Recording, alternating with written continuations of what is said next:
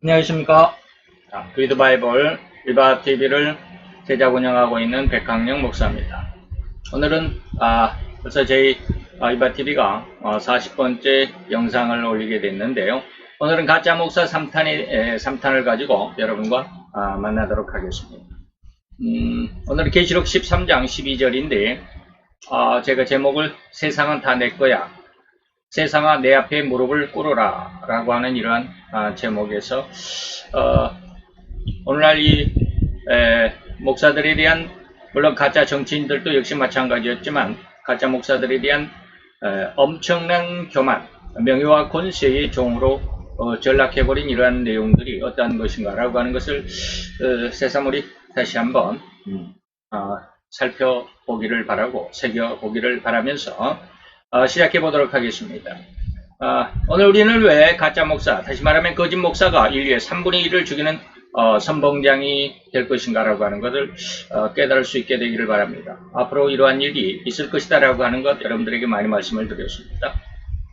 자, 13장 12절, 계시록 13장 12절에 보면 저가 먼저 나온 짐승의 모든 권세를 그 앞에서 행하고 땅과 땅에 거하는 자들로 처음 짐승에게 경배하게 하니 곧 죽게 되었던 상처가 나온 자니라.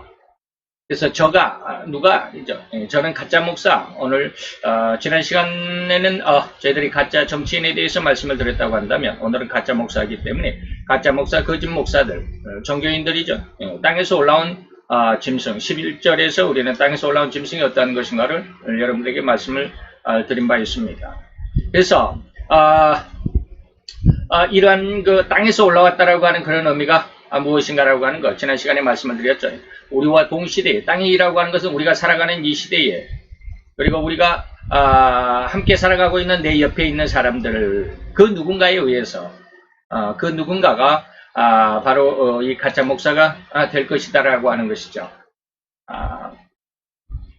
여기서 제가 이렇게 죄성으로 살아가는 인간이 가장 안쓰러움을 보게 된다라고 이런 말씀으로 여러분들에게 한번 좀 충격을 주게 됩니다. 충격을 받을 수 있어야 됩니다. 그가 목회자를 할지라도 예수 그리스도에 의해서 가장 거룩한 삶을 살겠노라고 헌신하고 충성을 그래서 다짐했던 그런 모든 내용들을 할지라도 인간의 그 안쓰러움, 가장 안쓰러운 것, 다시 말하면 우리는 정말로 이론적으로 예수의 복음이 우리를 가장 거룩하게 하고 가장 정결하게 한다라고 하는 것을 목회자들은 잘 배워왔습니다. 그리고 그렇게 거룩하고 정결한 하나님의 종으로서 하나님의 영광을 드러내고자 헌신했고 그렇게 결심을 해서 하나님 앞에 충성을 맹세를 한 그런 어떤 심령을 가지고 있는 사람들입니다. 그런데도 불구하고 오늘 가짜 목사가 됐다라고 하는 것, 이것이 바로 인간이 살아가는 가장 안쓰러움을 보게 될 것이다라고 하는 그런 내용이 되는 것입니다. 오늘 우리는 이것을 다시 한번 정말 그 안쓰러운 모습, 인간의 모습을 들여다볼 수 있어야만 합니다. 그래서 이런 말씀을 들을 때마다 저는 늘 여러분들에게 이 말씀을 드립니다. 마태오 7장 22절, 23절 정말 뼈저리게 그리고 가슴 아프게 받아들여야 할 말씀입니다. 많은 사람들이 예수님 앞에 이르러서 주여 주여 우리가 예수님의 이름으로 선지자의 노릇, 다시 말하면 목사의 노릇으로서 목회를 잘했고 설교도 잘했고 그래서 주의 이름으로, 예수님의 이름으로 귀신을 쫓아내고 예수님의 이름으로 많은 권능을 일으켜서 병든 자를 일으키고 정말로 수없이 많은 하나님의 영광을 위한 많은 일들을 했습니다. 예수님 나 잘했죠 라고 이렇게 고백하고 자랑하는 것이 22절입니다. 그런데 그럼에도 불구하고 23절에 곧바로 예수님은 그들의 자랑에 대응해서 그때에 인간들이, 목회자들이 하나님 앞에 이렇게 정말로 자랑을 늘어놓았을 때에 예수님께서 저희들에게 밝히 말하되, 냉정하고 정확하게 말하되 내가 너희를 도무지 천국에 들어올 자로는 알지 못한다. 너희들이 내 이름으로 선지자의 노릇을 했는지, 그래서 목회를 잘했는지, 설교를 잘했는지, 이런 건 나를 위해서 그렇게 한 일을 나는 도무지 알지 못한다. 너희들은 다만 너희들의 영광을 위해서 그렇게 일을 했어. 그래서 불법을 행한 거야. 라고 말하는 겁니다. 불법을 행하는 자들아 내게서 떠나가라 하리라. 예수님을 떠나가면 뭐겠습니까? 지옥일 뿐이잖아요. 그 성도는 더더욱 주님의 백성들을 인도한다는 지도자인 목사는 혹은 목회자들은 절대로 이 말씀을 중심으로 신앙을 잘 키워가야 되고 지켜가야만 할 것입니다. 이렇게 주님이 말씀을 할 수밖에 없는 이유는 제 아무리 신앙으로 선한 마음으로 헌신과 충성하는 마음으로 주님의 영광을 위해서 그러한 충성을 다했다 할지라도 결코 죄성에서 자유로울 수 없다라고 하는 아주 중요한 말씀입니다. 물론 7장 23절 이후에 24절부터 이제 지혜로운 건축자와 미련한 건축자에 대해서 예수님이 쭉 설명을 하십니다. 27절까지. 그럴 때 누가복음에 이 말씀과 똑같이 누가복음에도 기록이 되어 있는데 누가복음에는 뭐라고 그랬느냐면 이 지혜로운 건축자는 땅을 깊이 판다라고 그랬습니다. 그리고 깊이 판 그 땅에 주초를 놓는다라고 그랬습니다. 제가 어제 잠깐 우리나라에서 제일 높은 세계에서 뭐 5번째 높은 빌딩이 있다고 그러죠. 롯데월드. 롯데월드 세워진 것이 동영상에 올라왔더라고요. 그래서 잠깐 들여다봤더니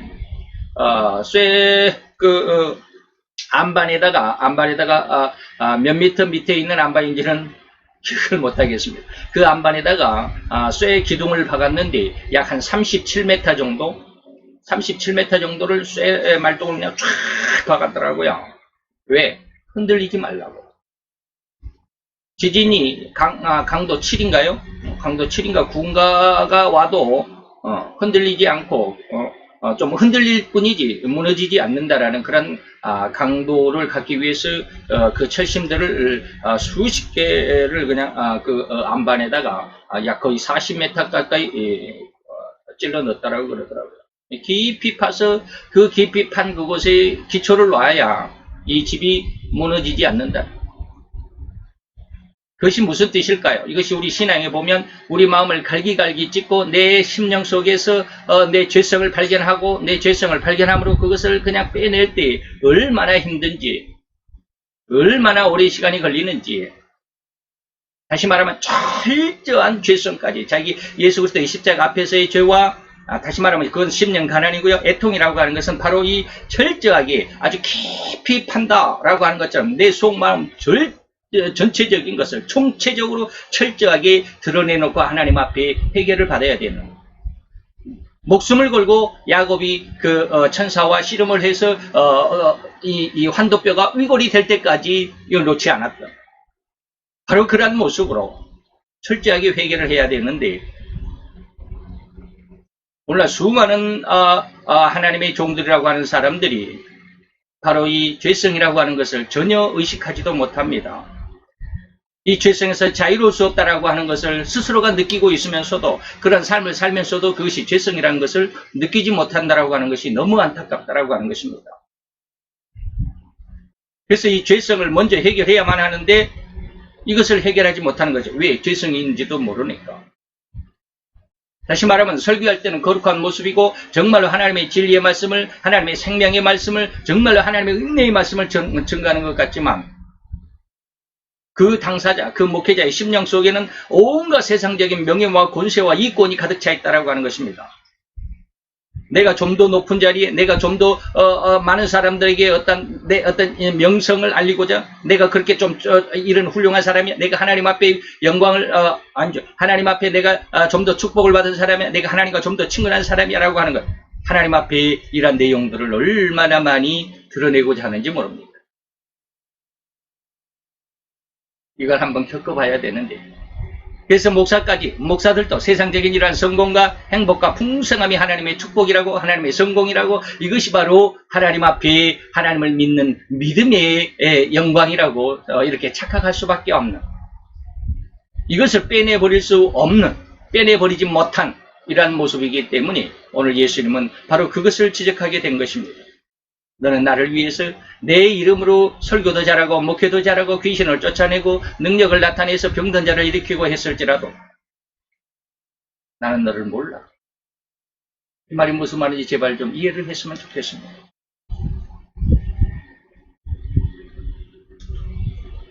자, 두 번째입니다. 왜 우리는 오늘 이 가짜 목사가 인류의 3분의 1을 죽이는 선봉자인가를 깨달을 수 있는 기회를 얻는다라고 하는 두 번째 뭡니까? 저는 누구다? 가짜 목사라고 하는 것.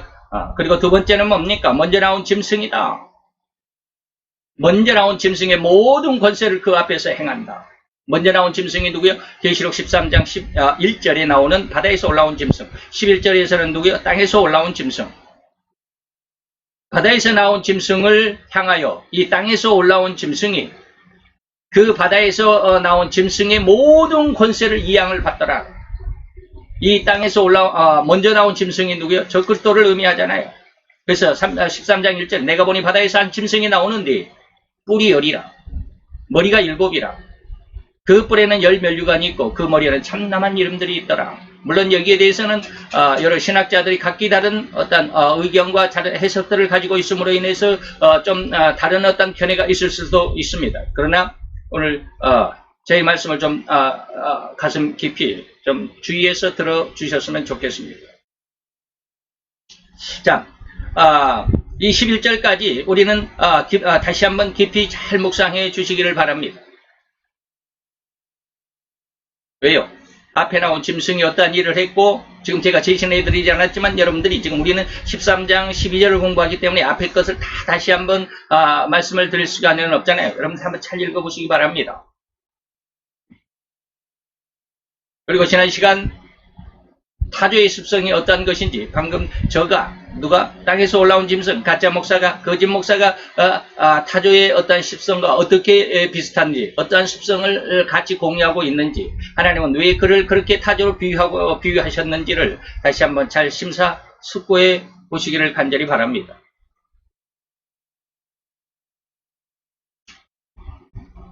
자, 우리가 가짜 목사가 되지 않기 위해서는 물론 이 가짜 목사, 거짓 목사가 되지 않기 위해서 방금 말씀드렸듯이 너희들이 땅을 깊이 파고 주초를 거기에 심어야 한다는 것처럼 우리의 심령 속에 가장 아주 철저하게 회개한다는 게 도대체 뭔지 말로만 철저하게 회개한다고 회개만 열심히 하면 되는가? 물론 회개 열심히 하면 됩니다. 그러나 그 의미를 정확히 알아야 됩니다. 내 회개가 진짜 철저한 회개인지 아니면 그냥 입술 발림의 회개인지. 물론 모든 성도들이 회개할 때 입술 발림으로 회개하는 사람은 거의 없으리라고 믿습니다. 그러나 잘 한번 이해하실 수 있어야 합니다. 이때 철저한 회개는 어떻습니까? 보이사 성령의 세 가지의 책망 속에 들어있습니다. 이 세 가지의 책망 여러분들이 잘 기억하실 줄로 믿습니다. 죄에 대해서, 의에 대해서, 심판에 대해서. 심판에 대한 책망은 예수님께서 이 세상 왕을 이미 심판하셨다라는 것 요한복음 16장에 기록이 되어 있습니다. 그러나 가짜, 거짓 목사들은 이런 영적인 부분에 대해서는 전혀 무지합니다. 오히려 외형적으로 큰 교회와 많은 성도들과 어마어마한 액수의 교회 헌금들, 그로 인해서 수없이 많은 일들을 할 수 있다라고 하는 것.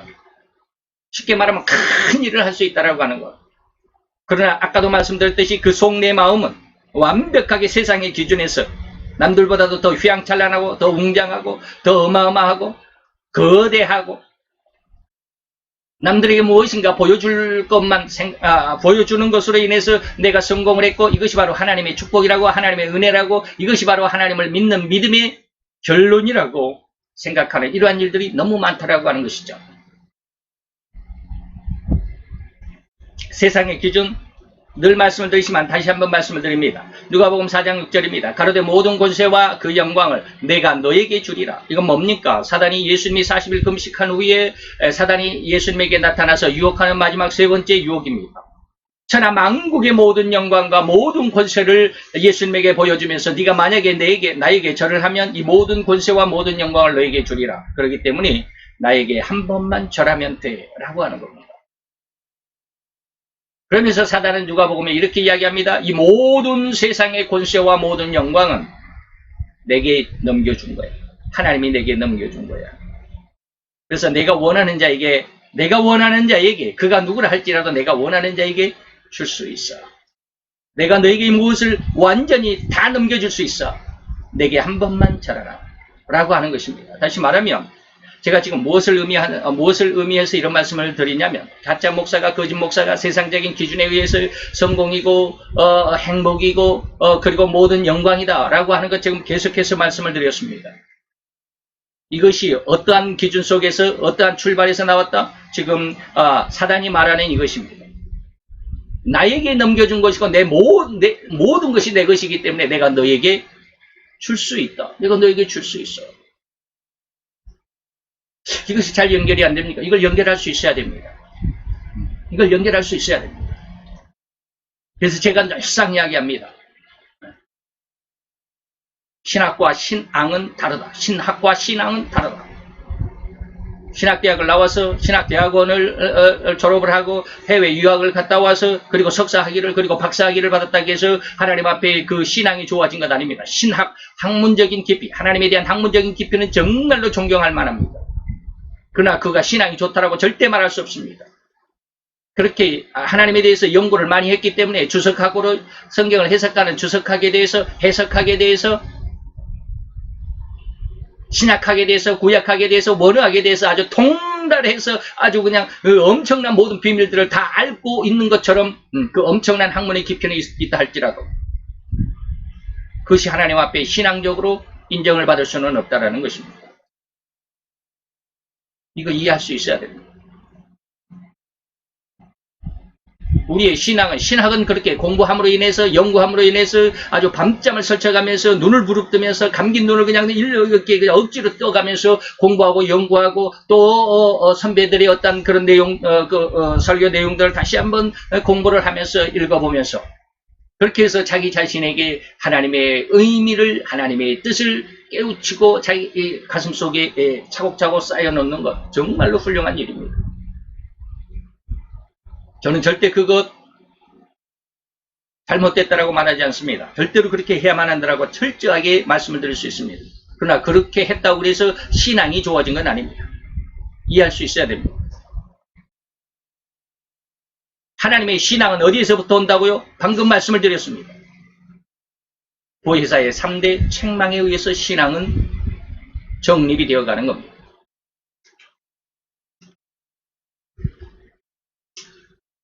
그래서 누가복음 4장에 보면 그것은 뭐예요? 세상의 부귀와 권세, 명예, 이러한 풍요들은 뭐다? 사단적인 것이라고 할 수 있습니다.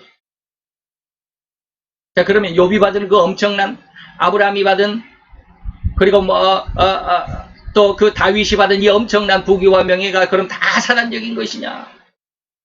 제발 그렇게 억지로 공격하지 마세요. 무엇이 옳고 그른지를 분별할 수 있어야 됩니다. 무엇이 영적 지도자의 영적인 분별인지를 알 수 있어야 됩니다. 우리가 이 보혜사의 3대 사역에 의해서 나타나는 그 죄에 대한 책망에 의해서 우리가 거룩함을 얻어야 되는데 이 죄에 대한 책망에 의한 거룩함이 없을 때 세상적인 어떤 기준 속에서 우리가 많은 명예와 부와 권세, 풍요함을 누렸을 때를 의미하는 것입니다. 이해할 수 있기를 바랍니다. 그러나 아브라함이나 다윗이나 그리고 욥의 어떤 그 마지막 결론에 대한 그 엄청난 부는 누가 주셨습니까? 하나님이 분명히 주셨습니다. 그들의 모든 과정에서는 뭐가 있었습니까? 철저한 회개가 있었습니다.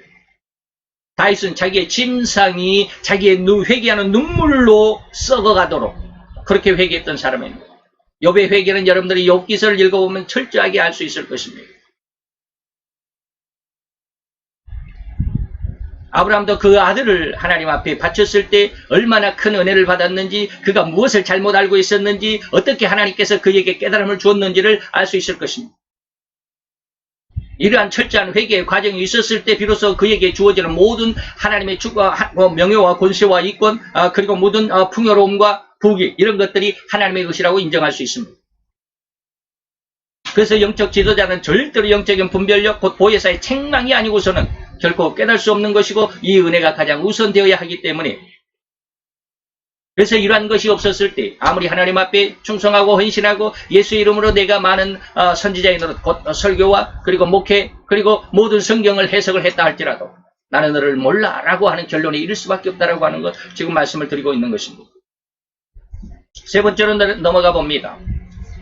이 먼저 나온 짐승이 사람의 3분의 1을 죽인다라고 그랬습니다. 자, 우리는 지금 처음에 전제가 뭡니까? 우리는 왜 가짜 목사가, 거짓 목사가 인류의 3분의 1을 죽이는 선봉자인가를 깨달을 수 있는 이 시간, 이 기회가 되기를 바란다라고 지금 이러한 주제를 가지고 지금 계속해서 말씀을 드리면서 지금 세 번째입니다. 먼저 나온 짐승, 다시 말하면 계시록 9장 18절에 보면 이 세 재앙으로 저희의 입에서 나오는, 다시 말하면 세 재앙이 뭡니까? 입에서 나오는 불과 그 다음에 연기와 그리고 유황에 의해서 사람의 3분의 1이 죽임을 당하니라. 먼저 나온 짐승이, 그리고 그 먼저 나온 짐승의 그 모든 이 세 가지의 권능을 다시 한번 이 땅에서 올라온 짐승이 다시 또 이 권세를 이 양을 받는다 이 말입니다.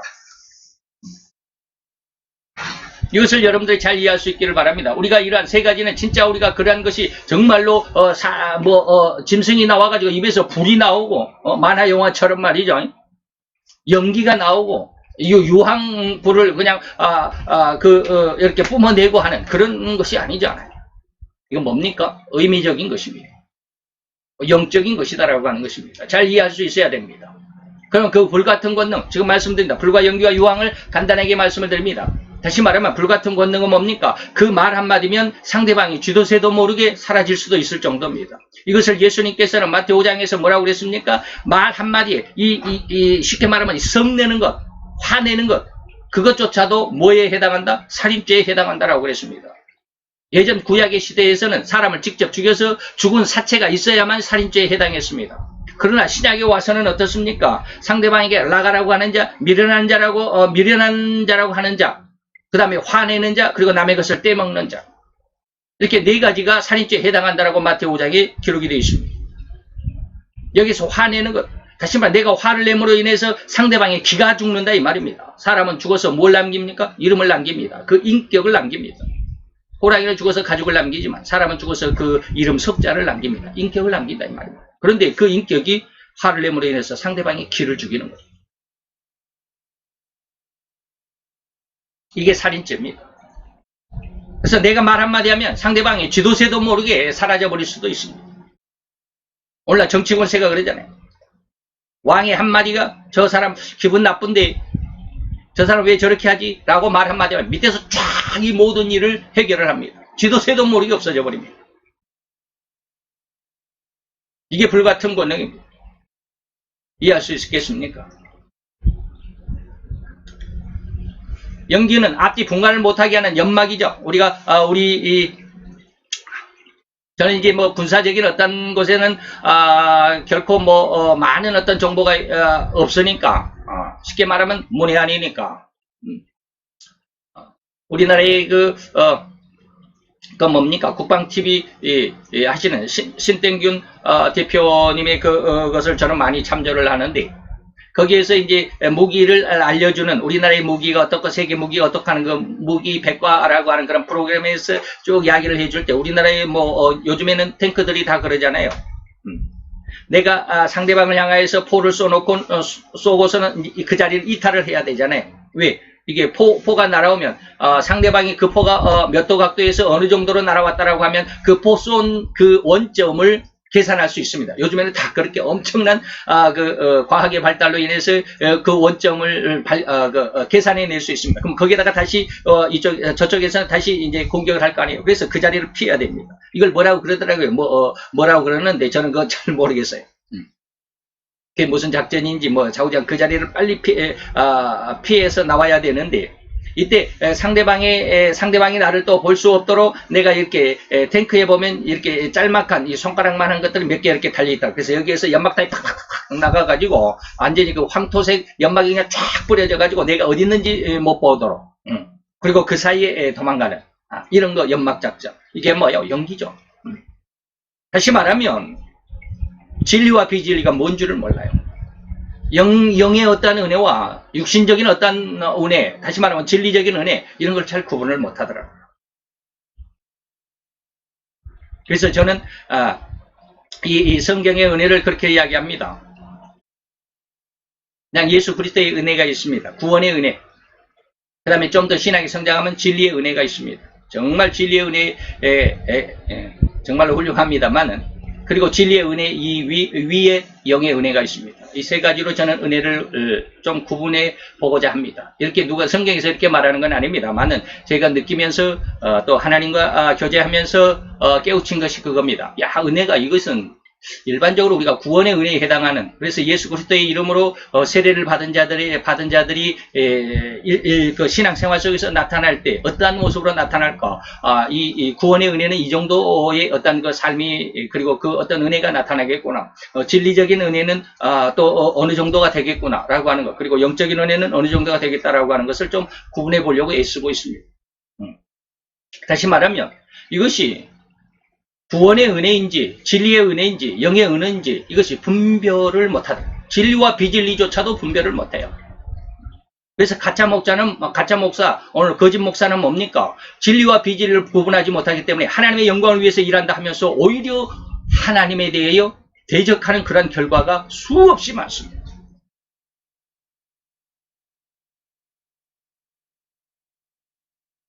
우리가 신학은 하나님에 대한 학문입니다. 그런데 제가 이 신학은 지금 예전까지는 신학은 하나님에 대한 학문이라 성경을 연구하고 성경을 공부하고 그래서 진리를 알았다고 좋아하고 기뻐하고 때로는 눈물을 흘리면서 하나님 앞에 감사하고 할렐루야 찬양을 하고 두 손 들어 찬양합니다.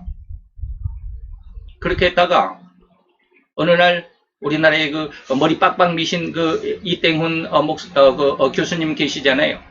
저 울산대학의 그 이땡훈 교수님이 그 사상사를 한번 들었습니다. 68 혁명이 무엇인지, 그리고 시대의 사람들의 어떤 사상이 어떻게 흘러왔는지 이 사상사를 한 강의 듣고 제가 굉장히 놀랐습니다. 그렇구나. 성경은 하나님에 대한 책이거니와 하나님이 인간에게 준 책이구나라는 것을 그때 느끼게 됐습니다. 물론 이땡훈 교수님이 그걸 말하지는 않았습니다. 성경이 이렇다라고 말하지는 않았습니다. 그런데 그 강의를 들으면서 인간의 사상이 어떻고 인간의 어떤 감정 속에서 그 사상을 어떻게 울고 나오고 그들이 이 사람들의 마음을 어떻게 휘어잡아가는 것, 이런 것들을 쭉 이야기해 왔을 때 저는 성경으로 그것을 적용을 시켰습니다. 야, 이게 그거구나. 성경은 하나님에 대한 것만 기록이 된 것이 아니라 인간에 대한 하나님의 목회의 지침서구나. 목회의 지침서. 인간은 이런 모습이기 때문에 이렇게 해야 된다라고 하는 인간의 어떤 사상의 흐름과 인간의 생활 패턴과 인간의 문화의 어떤 그 차이, 이런 것들을 통해서 어떻게 변화가 되었는가를, 그것을 공부해야 되겠다라는 이 사상사가 굉장히 중요하다는 것을 느꼈습니다.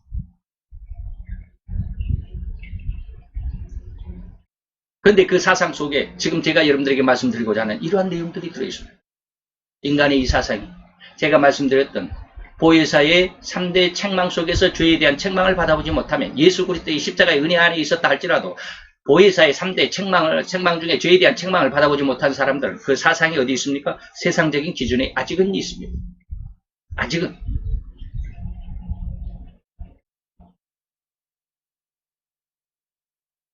그래서 그는 하나님 앞에 열심히 예수의 이름으로 목회자로서 목회를 하고 설교자로서 설교를 잘했다 할지라도, 예수님 나 설교 잘했잖아, 나 목회 잘했잖아, 내가 10,000명 목회를 하다 왔습니다, 나 20,000명 목회를 하다 왔습니다. 그렇다 할지라도 예수는 뭐요? 나 너 몰라, 넌 그거 불법이야. 왜? 너는 죄에 대한 책망을 받아보지 못했기 때문에 죄가 뭔 줄을 몰랐잖아. 그 죄악 안에서 너는 사람들에게는 그렇게 목회를 잘했다 할지라도 네 속마음은 이랬잖아 라고 하시는 겁니다. 이게 불법이에요. 진리와 비진리를 구분을 못해요. 그러다 보니까 목회자들의 이 사상이 어디에 있습니까? 세상 속에 있습니다. 이런 내용들을 우리가 잘 깨달아 볼 수 있어야 되는데 참 안타까울 뿐입니다. 그래서 이 미혹에 이 진리와 비진리를 미처 정확하게 구분하지 못하고 분간하는 이러한 능력이 없음으로 인해서 자기의 그 설교를 받는, 다시 말하면 소경을 인도하면 뭐가 된다? 둘 다 구덩이에 빠지는 것처럼 영적인 어떠한 죄에 대한 책망, 의에 대한 책망을 받아보지 못했기 때문에 자기가 가르치는 사람들은 그 정도밖에 안 돼요. 그러니까 진리와 비진리를 생각할 수 있는 존재, 아니면 이것을 분별할 수 있는 능력을 가진 존재로 성장시켜주지를 못하는 거예요. 이것이 바로 어떻게 되면 미혹의 말과 행동이 될 수도 있습니다. 굉장히 두려운 이야기잖아요. 이 미혹의 말과 미혹의 행동은 거짓 목사가 성경에 능통하지 못하면 그 나름대로의 말과 행동이 거짓이 된다. 그 나름대로의 말과 행동. 자기는 열심히 예수를 위해서 충성하고 헌신하고 귀신도 쫓아내고 병든 자도 일으키고 하는 그 엄청난 능력과 기적을 나타냈다 할지라도 그것이 뭐가 된다? 거짓이 된다라는 것입니다. 이거 정말 주의해야 됩니다. 그래서 제가 이 마태 7장 22~23절은 굉장히 두려워하면서 아주 강력하게 말씀드리는 내용입니다. 너무나도 많은 내용들이 인생 전체가 그 두 마디 속에 들어가 있기 때문에. 그 다음에 세 번째, 유황은 숨을 쉬지 못하게 하는 독성 연기잖아요. 아시죠? 유황. 제가 조금 에피소드를 이야기를 드리면, 제가 유황 때문에 제가 지금 그 냄새를 잘 맡지를 못합니다. 제가 어렸을 때, 그때 중학생 때였을 것 같아요. 중학생 때였는데, 그때는 담배를 피웠겠습니까만, 담배를 안 피웠습니다. 제가 25살 때 담배를 좀 배웠다가 신학교 4학년 때 제가 끊었다라고 말씀을 드렸잖아요. 자, 그런데 중학교 때 친구들 그리고 선배들 좀 엇나가는 선배들이 있죠. 동네에는 그런 선배들이 담배도 피우고 그러는 것을 보면서 막 담배 피우라고 권하죠. 한 번은 제 친구가 영산강에 그때 당시 제 어렸을 때만 해도 영산강에서 굉장히 목욕을 많이 했습니다. 완전 해수욕장이었죠. 강이었지만 해수욕장이 아니라 강수욕장인가요?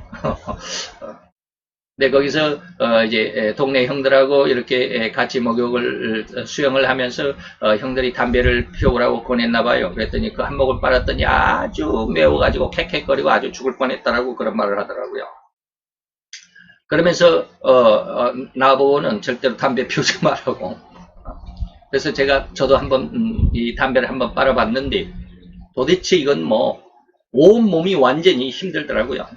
목이 그냥 따갑고 엄청났습니다. 자, 그러면서 어느 날 저녁에 담배 피우는 흉내를 내보고 싶었어요. 근데 이제 여름이기 때문에 모기가 많아서 모기향이 있죠. 모기향이 이렇게 코일 형식으로 된 건 모기향. 거기다가 불을 이렇게 성냥을 딱 붙여서 성냥을 딱 대고 있으면 이제 끄트머리부터 이렇게 타올라가죠. 근데 이것을 내 나름대로는 담배 피우는 형식을 하기에 그런 뭐랄까 흉내를 내본다고 성냥을 모기향을 입에다가 딱 물고 모기향을 조금 이렇게 끊어가지고 입에다가 물고 담배처럼 입에다 물고 성냥을 켜서 바로 이게 성냥을 딱 켜가지고 이렇게 좀 가지고 있어야 됩니다. 확 불이 오를 때까지 가지고 있어야 됩니다. 왜 그런지 여러분들 한번 해보세요. 저같이 됩니다. 왜 그러냐면 성냥을 딱 켜서 불이 확 붙으면 확 그 성냥 그 맨 끝머리 머리에 성냥 머리에 그 유황이 묻어 있잖아요. 빨간 거 화약하고 유황하고 묻어 있습니다. 그 화약과 유황이 확 필 때까지 손에 들고 있어야 한다. 여기 성냥에서 딱 부셔서 이렇게 딱 가지고 있어야 됩니다. 그런데 저는 그 과정을 생략을 했습니다. 딱 부시자마자 입에다가 딱 갖다 댔습니다. 코 밑에다가 입에 지금 이렇게 향이 물려 있잖아요. 거기다 이렇게 딱 갖다 댔는데 이 성냥개비 머리에 그 화약과 유황 덩어리가 확 불에 붙여지면서 그게 불이 확 피어지는 것은 뭐냐면 그때 유황이 확 타오르는 거거든요. 근데 이것을 바람결이 공기 중에 날려버려야 되는데 그것을 생략을 하고 입에다가 바로 탁 붙이자마자 입에다가 딱 갖다 대니까 입 앞에다 딱 갖다 대니까 그 유황에 탄 유황 냄새가 제 코 속으로 전부 빨려 들어가는 거죠. 확 빨려 들어갑니다. 어떻겠습니까? 한번 궁금하시면 한번 해보세요. 그러나 절대로 여러분들에게 권하지 않습니다. 그렇게 하면 안 됩니다. 그래서 제 코의 모든 이 후각이 완전히 그때 거의 한 80%는 죽었습니다. 저는 그렇게 생각을 해요. 그 후에 저는 냄새를 거의 맡지를 못해요. 웬만하게 독한 냄새가 아니면 잘 맡지를 못합니다. 그래서 지금도 역시 마찬가지예요. 지금도 제 발냄새 제가 맡지를 못합니다. 물론 자기 발냄새는 못 맡는다고 그러지만 다른 사람들이 발냄새가 나도 잘 맡지를 못합니다. 웬만큼 독하지 않으면 잘 맡지를 못해요. 어쨌든지 이 유황은 숨을 쉬지 못하게 하는 그런 어떤 독성 연기입니다. 다시 말하면 이건 엄청난 압박입니다. 아주 숨을 쉬지 못하도록 하는 압박. 다시 말하면 신앙을 지켜갈 수 없을 정도로 엄청난 신앙에 대한 고통. 그래서 길가와 같은 밭은 뭐라고 그랬습니까? 길가와 같은 밭은 그냥 말씀에 의해서 어려움이 오게 되면 어떻게 되는? 그냥 쓰러져 버립니다. 말씀에 의해서 어려움을 받게 되면, 시련을 받게 되면, 고통이 오면 내가 언제 그랬냐는 뜻이에요. 그런 것입니다. 이것을 자세히 이야기, 너무 시간이 많이 가는데, 그래서 이것이 신앙적으로, 신앙하지 못하도록 하는 강한 압박으로 해석을 할 수 있습니다. 너 이거 예수를 믿으면 너 죽일 거야 라고 하는 것입니다. 옛날 우리 6.25 때 그랬다고 그랬잖아요. 예수님 사진을 딱 놓고 너 이거 밟아라. 그럼 밟고 지나가면 내가 너를 살려줄 것이고, 네가 이것을 만약에 예수를 믿는 믿음으로 이것을 밟지를 못하면 내가 이 자리에서 너를 사형시킬 거야. 이러한 어떤 예화들이 있잖아요. 그런 것입니다. 자, 그래도 목회자라는 이름을 가진 자들이 어떻게 이런 억압과 강압을 행하겠는가 하는 의문이 드십니까? 이걸 잘 한번 여러분들이 잘 오늘 우리가 8시간을 통해서 가짜 목사에 대해서 말씀할 때, 우리가 지난 시간에 가짜 정치인에 대해서 말씀을 드렸지만 가짜 목사에 대해서 다시 한번 말씀을 드릴 때 이 계시록 3장 11절로 18절까지가 바로 이런 내용들을 정확하게 여러분들에게 분별할 수 있는 은혜가 될 수 있고 깊은 은혜를 줄 수 있을 거라고 믿습니다. 잘 한번 들어보시고 기억을 하시고 공부를 하셔야 됩니다. 그 다음에 이제 네 번째입니까? 그 앞에서 모든 행위를 이양을 받아서 권세를 받아서 행한다라고 하는 것입니다. 그래서 어떻게 보면 모를까? 제가 이제 처음에 정말 안타까운 인간의 가장 그 비참한 너무 안쓰러운 그러한 모습이 오늘 이 말씀 속에 들어있다라고 하는 것입니다. 다시 말하면 그 적그리스도 앞에서 이 가짜 목사들이 쉽게 말하면 꼭두각시 역할을 한다 이 말입니다. 다시 말하면 종들은 주인의 마음을 사로잡기 위해서 엄청난 노력을 해야 되잖아요. 눈치를 봐야 되잖아요. 아양을 떨고 아첨을 떨고 네네 그렇습니다. 자기의 마음에 맞지 않음에도 불구하고 네 주인님의 말씀이 옳습니다. 이게 진짜로 거기에 동의해서 그렇게 하는 것이 아니라 동의하지 않으면서도 그렇게 한다 이 말입니다. 이게 바로 비참한 상태죠. 눈치를 보는 것입니다. 자기의 의상하는 정반대의 정책일지라도 거부할 수 없습니다. 그래서 제가 이바 TV를 맨 먼저 시작하면서 맨 먼저 여러분 강력하게 주장했던 것이 뭡니까? 너 하나님의 사람아 거기서 나오라. 계시록 18장 4절을 가지고 너 믿음을 가진 자야 너 지금 속고 있어. 오늘 이 나라의 정부 여당 그들이 행하는 것이 정말로 친북 친중인데 다시 말해 친공산 정책인데 예수를 믿는다라고 하는 사람들이 나는 예수님을 믿는 신자요 장로요 집사라고 하는 사람들이 그 당에 들어가가지고 정부 정책이 그냥 친공산 정책인지도 뻔히 알만할 뿐인데 알만한데 거기가 좋다라고 거기 가서 거수기 역할을 하고 있는 거 이것이 뭡니까? 그 앞에서 이 말이에요. 그 앞에서 자기의 의사와는 정반대 정책을 자고 거부할 수 없으니까 반대에 따르면 자기의 기득권에 엄청난 피해를 입을 수 있으니까 내가 국회의원에 못하니까 국회의원은 이 엄청난 권세를 내가 이거 세상에 떵떵거리고 내 자신을 드러낼 수 없으니까 난 그저 시키는 대로 복종했을 뿐이야. 나에게는 죄가 없어. 위에서 시켰잖아. 이런 변명을 할 수 있는 자들이 뭐예요? 그 앞에다 라는 뜻입니다. 성경을 이러한 사람들을 뭐라 그래요? 짓지 못하는 개라고 비유하고 있습니다. 이렇게 가짜 거짓자는 윗선의 눈치를 보는 입장 삶이라는 것입니다. 다시 말하면 거짓 목사가 이제는 하나님의 눈치를 보는 것이 아니라 세상의 왕의 눈치를 본다 이 말입니다. 앞으로 더욱 그럴 것입니다. 이제 이 나라가 뭡니까? 종교법을 시행하게 될 것입니다. 앞으로 분명히 그렇게 될 것입니다. 우리 기독교가 이것을 반대하고 물론 반대해야 됩니다. 그러나 그런 어떤 반대에도 불구하고 정부는 공룡 정당으로 이제 태어났기 때문에 그 공룡 자기들의 어떤 힘으로 의해서 야당의 어떤 도움이 없어도 그들은 분명히 그렇게 실천해 갈 것입니다. 성평등법, 종교법, 공수처법 이런 세상이 되어버렸을 때 이제 정당한 이래 복음을 정당하게 증거하는 이러한 교회는 전부 문을 닫게 될 것입니다. 그러나 거짓 교회들은 점점 흥왕하게 될 것입니다. 정부의 다시 말하면 옛날 열왕기상의 22장에 보면 아합과 이세벨의 후원을 받았던 850명의 선지자들 바알과 아세라 400명 450명 해서 도합 850명의 선지자들은 엄청 떵떵거렸잖아요.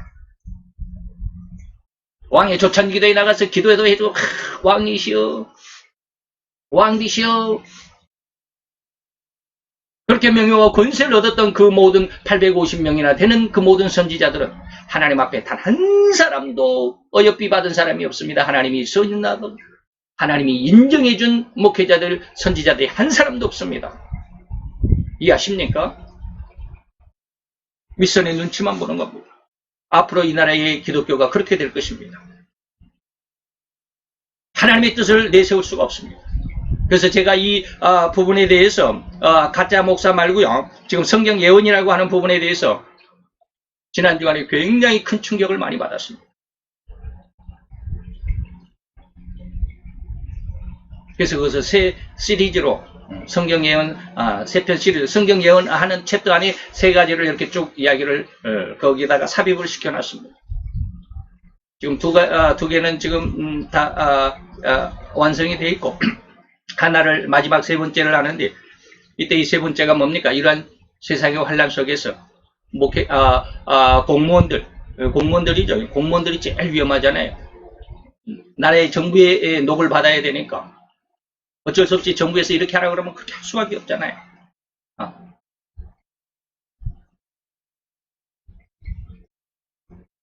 그런데 그런 상황 속에서 저는 다니엘을 본보기로 해서 여러분들에게 쭉 말씀을 드리겠습니다.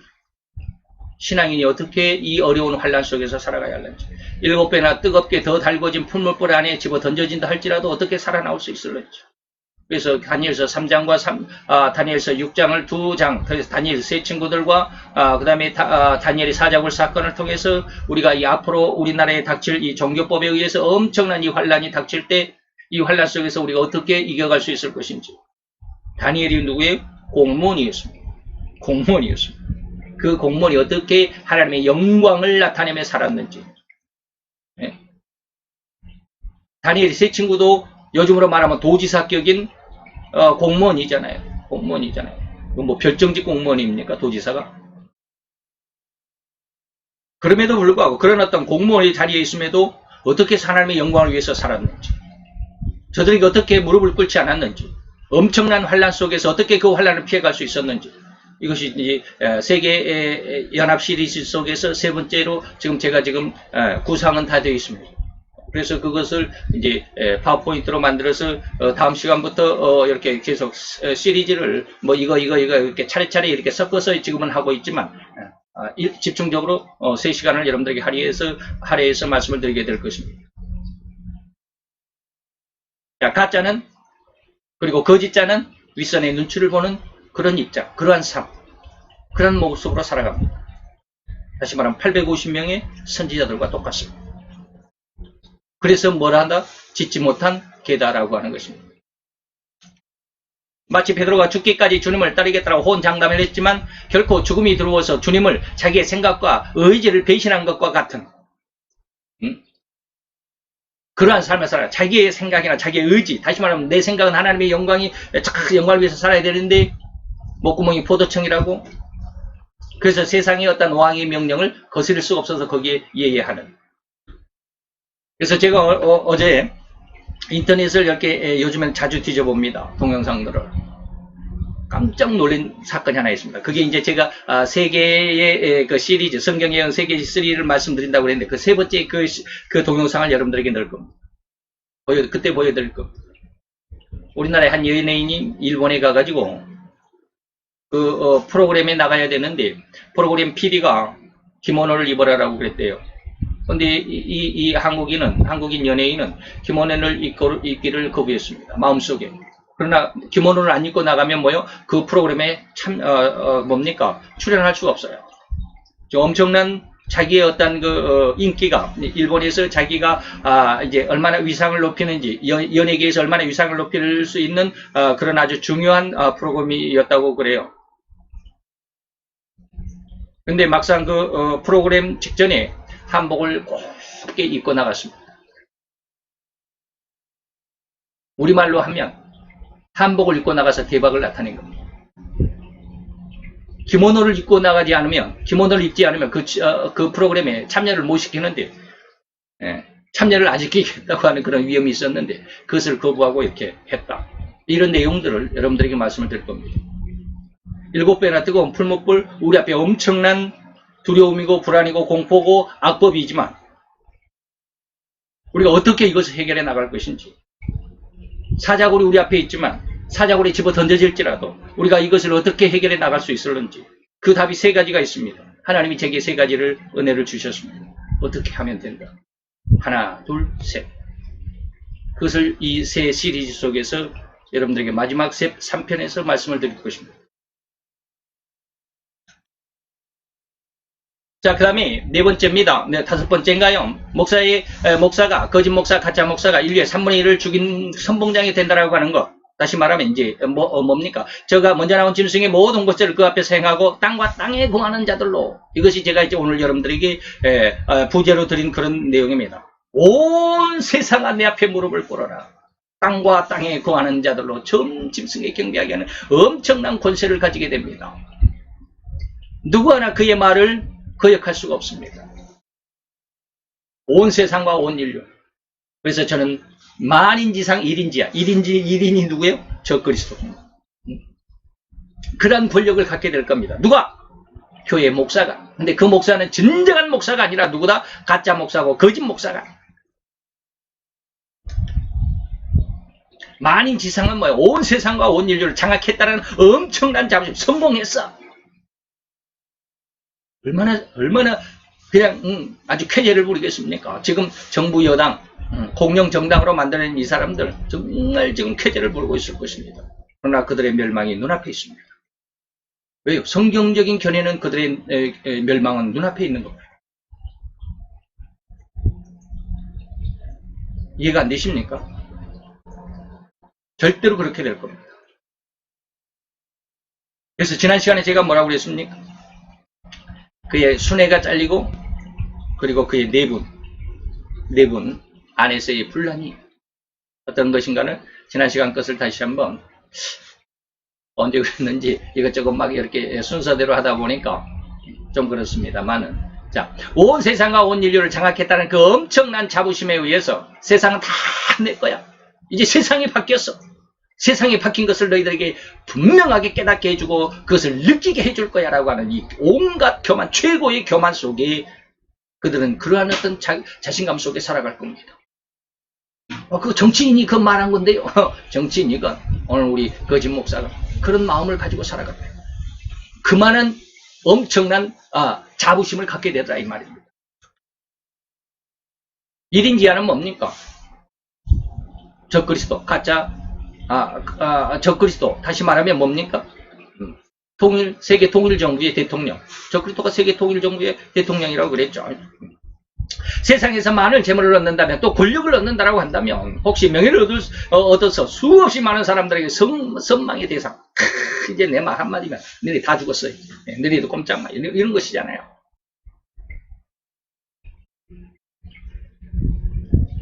이런 사람들은 어떻게 해요? 그의 자부심, 하늘을 찌를 거 아니야. 백성들의 지지를 받아서, 백성들의 어떤 투표를 받아서 국회의원이 된 것도 아닌데 그렇게 교만합니다. 목회자들도 역시 마찬가지. 그런 어떤 엄청난 권력과 그 재물을 얻어 그런 사람이라고 자기 스스로가 이제 느끼게 된다면, 그런 목회자라면 그의 자부심은 하늘을 찌르지 않겠나 이 말입니다. 그래서 목회자가, 거짓 목사가 이런 엄청난 명예와 권세로 인해서 온갖 교만의 삶을 수많은 사람들을 은근히 멸시하는 그런 심성. 이 말 이해할 수 있어야 됩니다. 근데 여러분들이 목회자가 아니면 이 말을 잘 이해를 못해요. 성도들은 이 말을 그냥 암암리 어떤 은근히 느끼고는 있을지 모르지만 이걸 잘 이해를 못해요. 그러나 저는 목회자잖아요. 주변에 이런 사람들 많이 와요. 결론적으로 목회자, 목사는 절대로 보이사 성령님으로 인해서 죄에 대한 책망, 아까 말씀드렸습니다. 죄에 대한, 그리고 또 의에 대한, 그리고 더욱이 새 상황을 심판하신 예수 그리스도의 그 심판에 대한 책망을 받아야만 합니다. 그것이 무엇인 줄을 깨달아야만 합니다.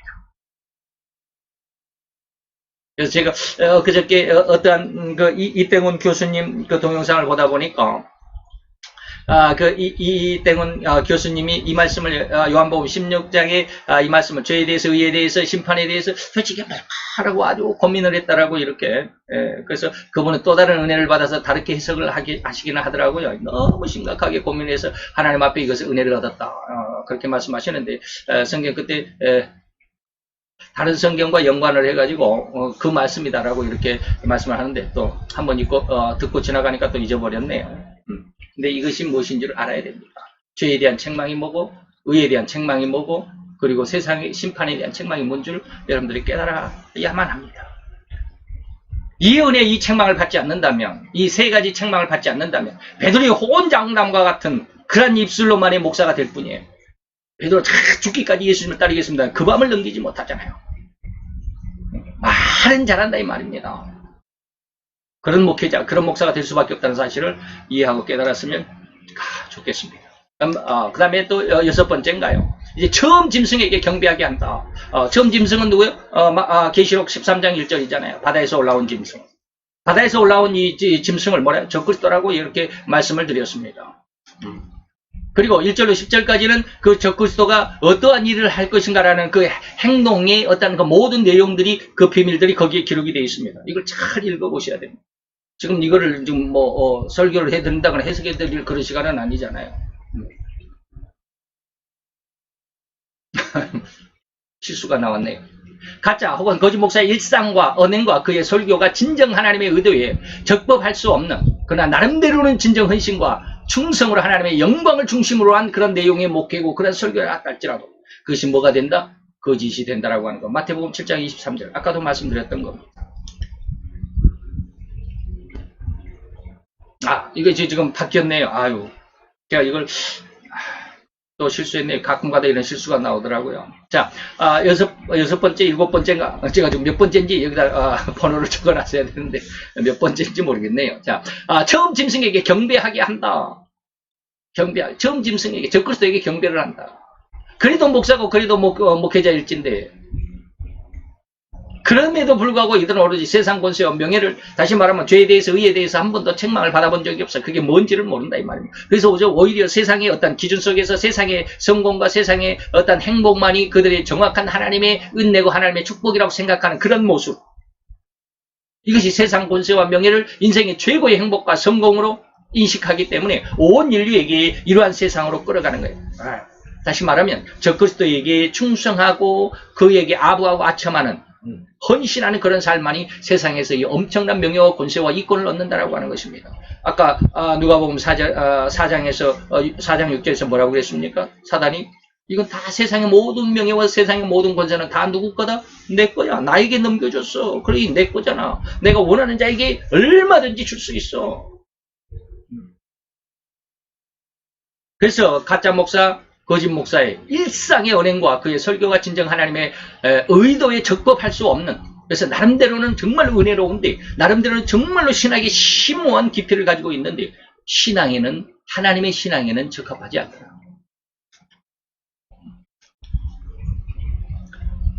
처음 짐승에게 경배하게 하는 이 의미를 다른 면에서 본다면 짐승의 모든 것과 모든 영광을 경배하게 만든다라는 겁니다. 다시 말해 적그리스도의 모든 그 정책에 순종하게 끌어간다라고 하는 겁니다. 완전히 목사이면서 정치적인 종교적인 어떤 색채 안에서 종교적인 어떤 테두리 범위 안에서 이 종교적인 모습으로 들어갑니다. 그렇기 때문에 마지막 7년 대환란 중에 후 3년 반에는 이 종교의 미혹이 극심합니다. 전 3년 반 때는 종교의 미혹이 그래도 없지는 않고 종교의 유혹이 있지만 그래도 극심하다라고 표현하지는 않습니다. 그러나 후 3년 반 때는 종교의 미혹이 극심하다. 수없이 많은 사람들을 내가 그리스도다라고 해가지고 수없이 많은 사람들을 할 수만 있으면 믿는 자라도 멸망케 할 유혹에 멸망케 할 멸망의 구덩이로 끌어간다 이 말입니다.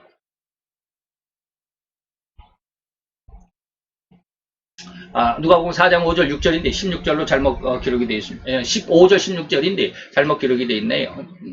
자, 이런 의미를 여러분들에게 방금 말씀드렸던 이 해석을 정말 잘 이해할 수 있고 이 설명을 잘 이해할 수 있어야 됩니다. 다시 말하면 목회의 방향이 온통 세상에서 잘 먹고 잘 살 수 있어야 하고 그것이 하나님의 축복이고 그것이 하나님의 은혜라고 하는 이러한 중심으로 쉽게 말하면 오늘날 우리가 흔히 말하는 기복 신앙으로만 목회를 하고 있다는 겁니다. 그 다음에 또 8번째 갑시다. 죽게 되었던 상처가 낫다. 누가? 처음 짐승이 죽게 되었다. 그런데 다시 살아났다. 이거 굉장히 위험합니다.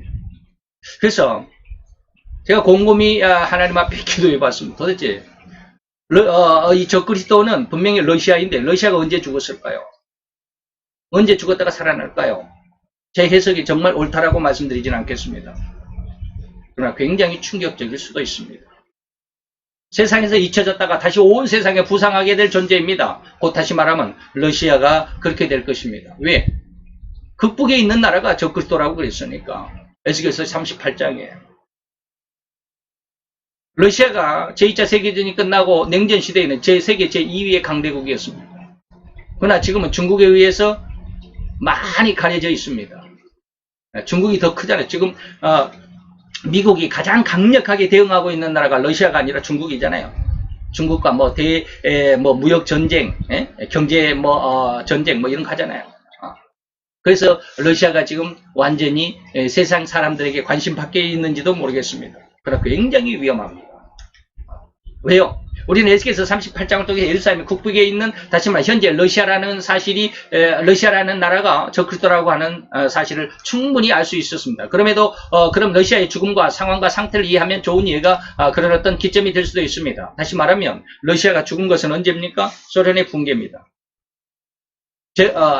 저에게 하나님이 주시는 은혜는 그렇습니다. 소련의 붕괴가 지금 소련이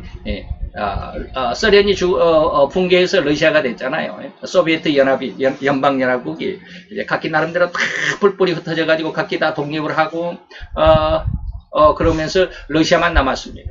이게 소련이 죽었다가 다시 살아난 그런 모습이 아닐까. 그래서 제가 위키리스트 여기 출처를 밝혔습니다. 위키백과 사전을 소련의 붕괴라고 하는 것을 찾아봤습니다. 1991년도 12월 26일 날 소련 최고 소비에트 142-H라고 하는 선언 속에서 소련이 1991년 12월 25일 소련의 대통령이자 소련의 지도자였던 미하일 고르바초프가 대통령직을 사임하게 되고 그리고 소련 지도부를 해체하고 소련의 핵무기 발사 시스템을 포함한 정권 러시아의 대통령 보리스 옐친이라고 하는 러시아의 대통령에게 모든 것을 다 승계하고 말았습니다. 그래서 다시 말하면 소비에트 연방이 공식적으로 해체되기 일주일 전 소련의 11개국의 공화국은 소련 해체에 합의했고 11개국으로 분리 독립을 했다라고 하는 것입니다. 그 중에 발트 3국의 발트 3국은 북대서양 조약기구, 다시 말하면 나토에 가입을 하게 됐죠. 그러면서 이러한 분리 독립으로만 끝난 것이 아니라 엄청난 인종 갈등이 있었죠. 그래서 여기에 몇 개입니까? 하나, 둘, 셋, 넷, 다섯, 여섯, 일곱, 여덟 번의 그 인종 분쟁이 있었습니다.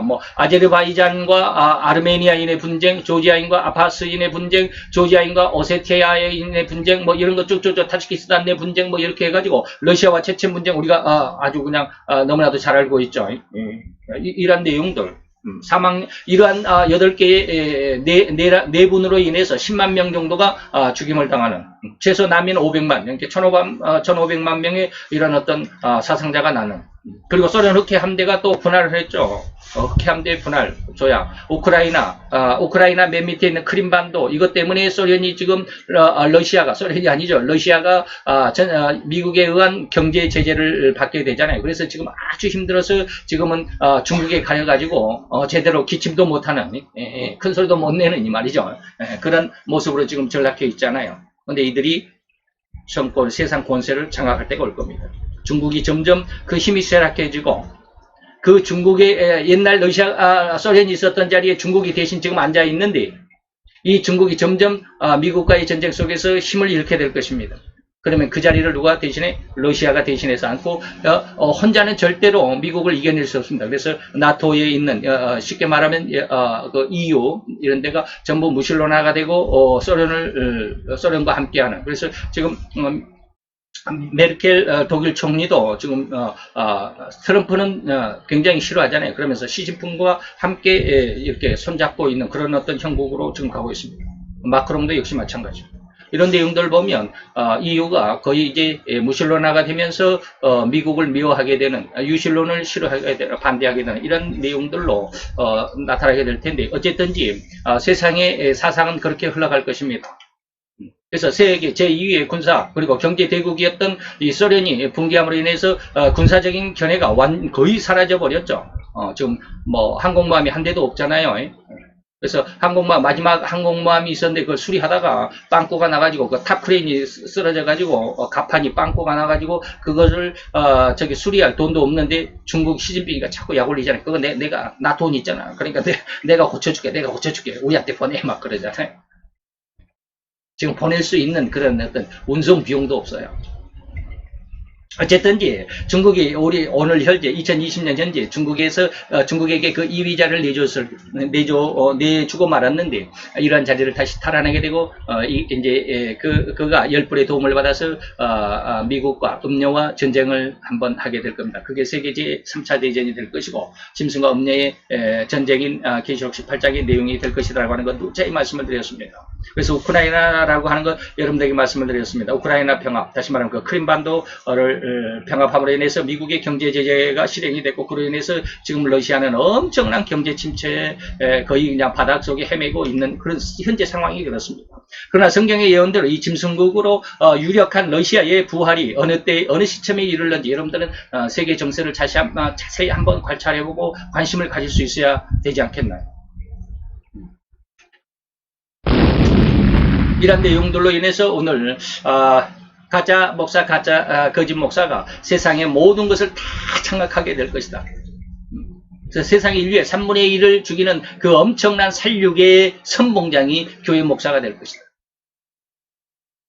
그것은 진짜 오늘날 정통적인 신앙을 가진 것이 아니라 잘못된 신앙 속에서 가짜 목사 그리고 거짓 목사라고 제가 여러분들에게 지칭하는 이런 내용 안에서 자기 자신을 들여다보지 못하는 하나님의 뜻이 무엇인지 영적인 것을 분별하지 못하는 이 안타까운 상황 속에서 열심히 헌신하고 그 사회 속에서 그리고 그에게 주어진 모든 성도들을 그 시대 속에서 잘 먹고 잘 살도록 하기 위한 어떤 열심하는 그런 목회고 그런 어떤 설교이겠지만 그것이 하나님 앞에서는 결국에는 뭐가 된다? 나는 너를 알지 못해. 너는 불법을 행한 거야. 라고 하는 결론에 이를 수밖에 없다라고 하는 건 오늘 그 중점적인 내용들을 말씀을 드렸습니다. 다음 시간에는 또 다른 말씀 13절을 가지고 다시 한번 여러분들을 찾아뵙도록 하겠습니다. 여러분들의 구독과 좋아요를 간절히 요청을 드립니다. 저에게 큰 도움이 될 것 같고요. 그리고 다음 시간에 다시 한번 또 이러한 가짜 목사의 그런 내용들을 다시 한번 여러분들과 함께 나눌 수 있도록 기대해 주시면 감사하겠습니다. 감사합니다. 안녕히 계십시오.